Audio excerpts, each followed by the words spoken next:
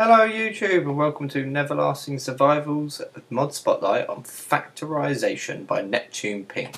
Now you'll need Forge, and red power's not 100% necessary, but they work together perfectly.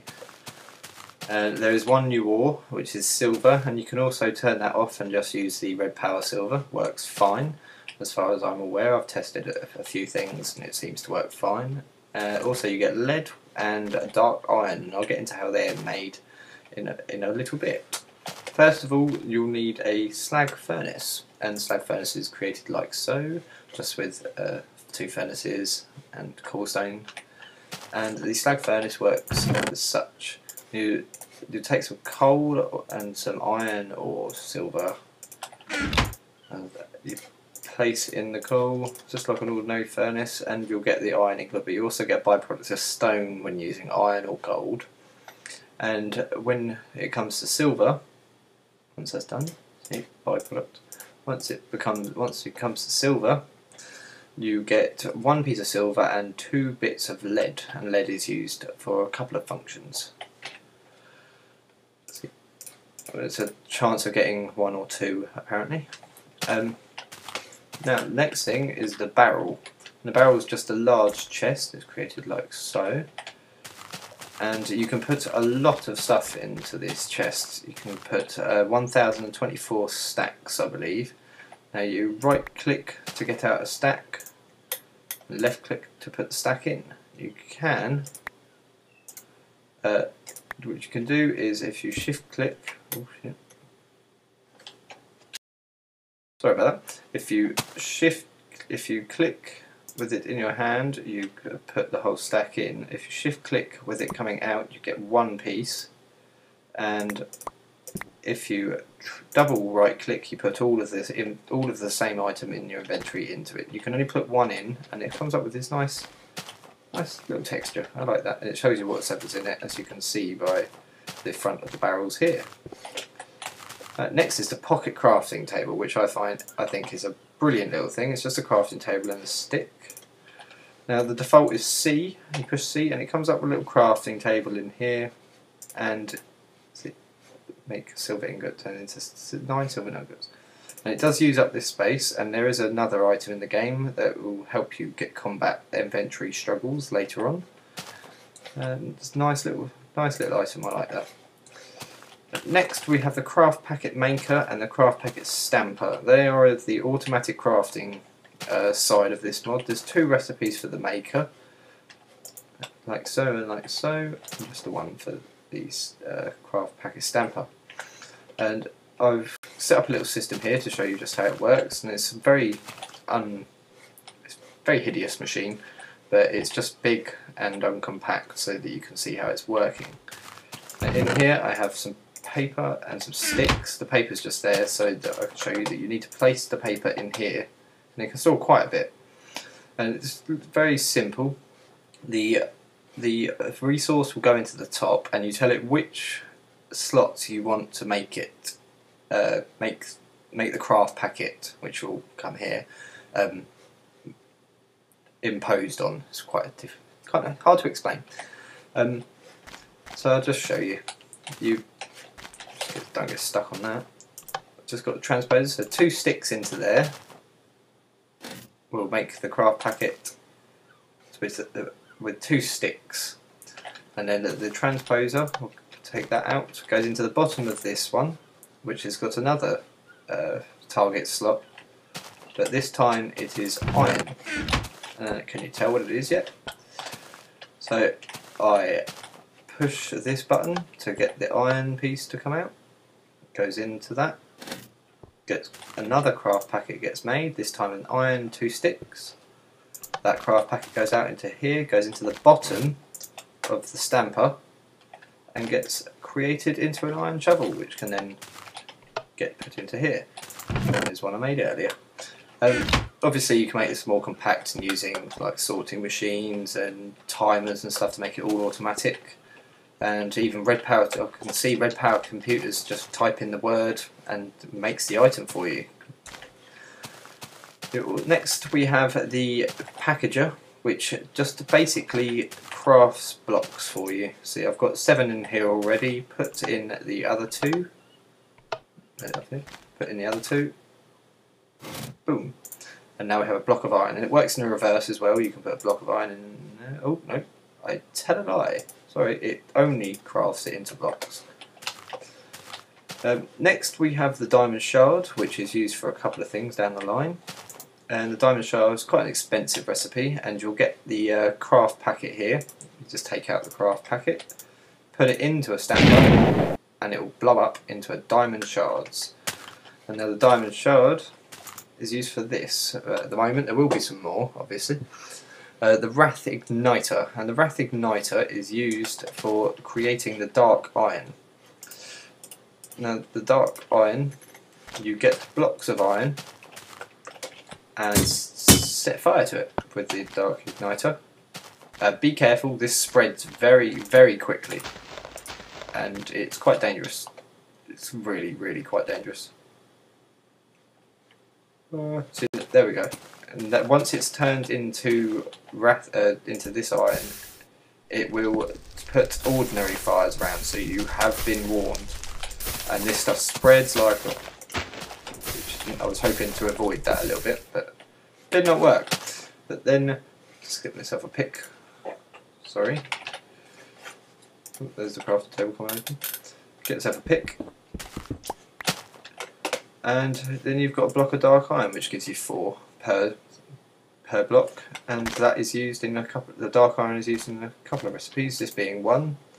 And there's a recipe for lead as well. It's the Wrath lamp, and the Wrath lamp is a very, very nice piece of kit. It's getting dark, which is the perfect timing to make it even more dark. It's as bright as day and goes quite a way, but also goes 30 blocks down, which is a nice little function. And it's very bright, which I like them. Let's make it day again. Daytime. Right, next we have the Reuter, which is it has got a lot of functions, so I'm not going to go into all of them right now, but I've set up a little system. There's the recipe for it, ender pearls and ender eyes. It's quite expensive. The main function that I've worked out that is very, very handy is the use of them in here. So I've got this set to down, which is the bottom. It's inserted into the bottom, and I have this set to up, which is inserted into the top bit. So if I put those in there, see they're disappearing. Then I put these into here. It spreads them evenly across here, and once that gets filled, I have this on extract to the south, which is just the side of the output, and that can get extracted using transposers. And obviously you could have this completely automated.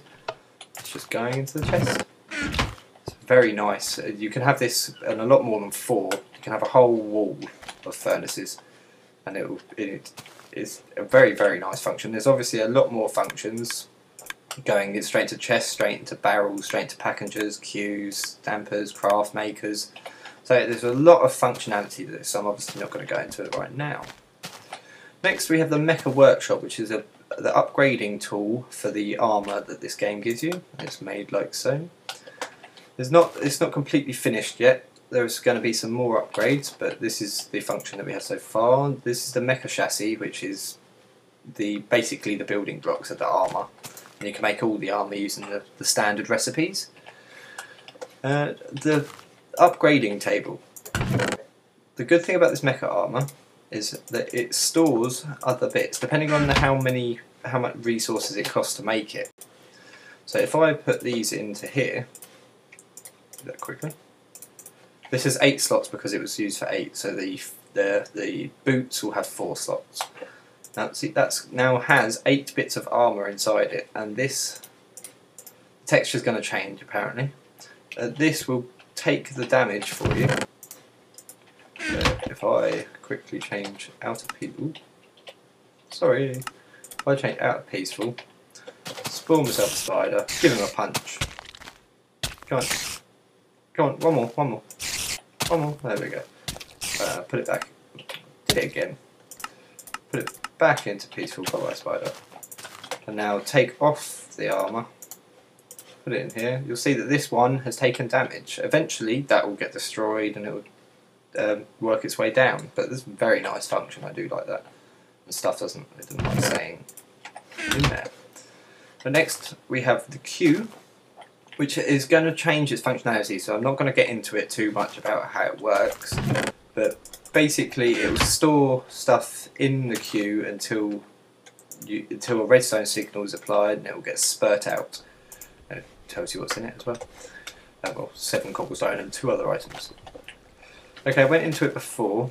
This is the bag of holding. This is the item that will help you out when it comes to using your crafting table. You simply place it into there. The default button is grave, but I've changed it to V, so it's nice and next to it. And what it does is moves that stuff out of your inventory. See?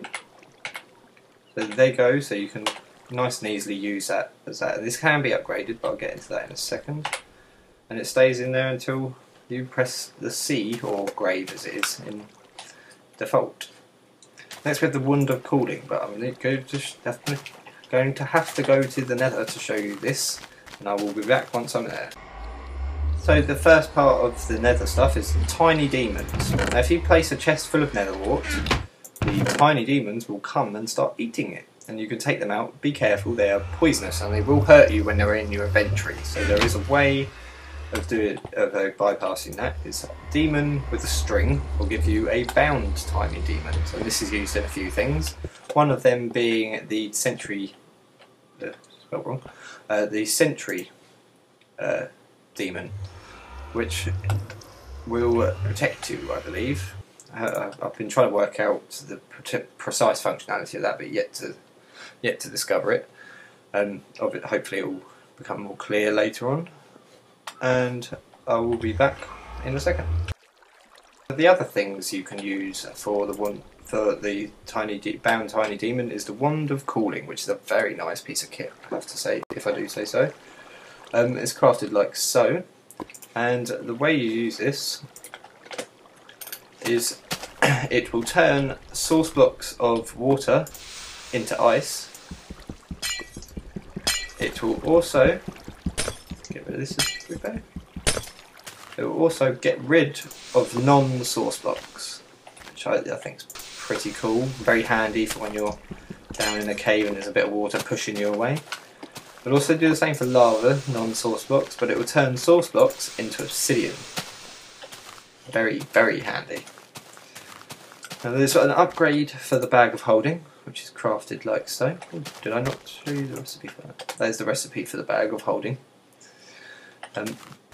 The recipe for the upgrade, which works the same way, apart from it gives you, because this stores three columns. This one will store 4 columns.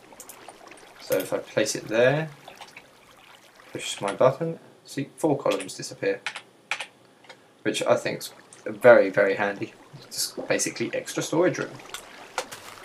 And that for now wraps up this amazing mod, which I can see being one of the greats. Once a few bits more functionality comes around, the textures will be changing according to the mod author.